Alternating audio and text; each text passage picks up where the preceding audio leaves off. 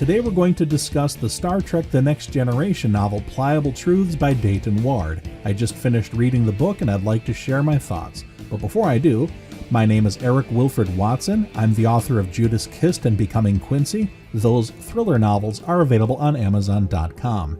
My upcoming science fiction epic Death Siren will be released later this year in 2024.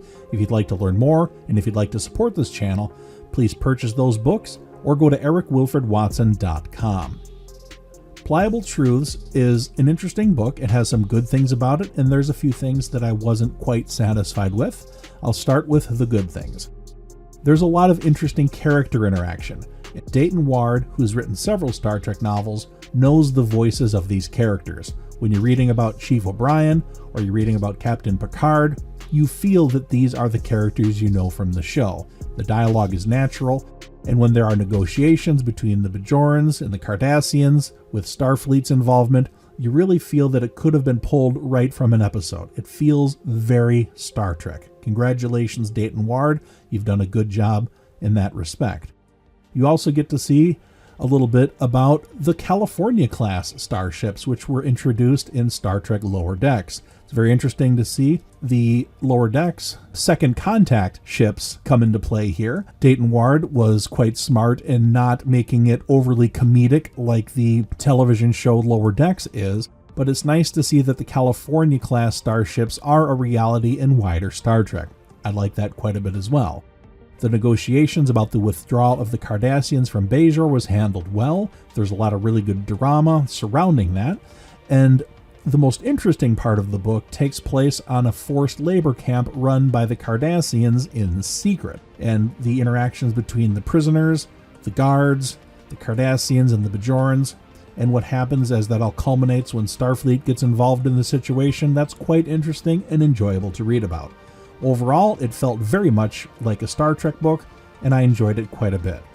The downside is that there really isn't much more than what we already know about. A lot of the character interactions seem like they are there for our benefit as Star Trek fans, but not really to service this particular story. We get lengthy conversations about whether or not Chief O'Brien should become part of the new contingency going to Terrak Nor, which is about to become Deep Space Nine, although we already know he does. There's a lot of things like that, where we already know the outcome because we've seen Deep Space Nine before, and having long conversations about it doesn't really add much. There's a lot of cute and fun character interactions where we get to experience the lives of the characters we know so well, and we enjoy reading about it because we like those characters. And Dayton Ward does a really good job of making us feel like those characters are the characters we know. But it doesn't really service the story. If this wasn't a Star Trek book, I'd wonder why these characters were even in the story. They don't contribute to the overall outcome of the conflict. And the conflict is actually somewhat lacking. There really isn't one big, huge, overarching story to deal with. There's no major threat to deal with. There's no unusual situation. There's no temporal anomaly.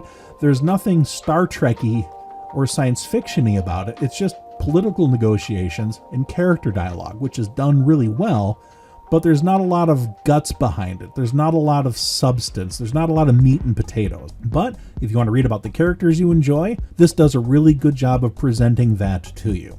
So I give it a sort of a weak recommendation. There's a lot of better Star Trek novels out there as far as the story.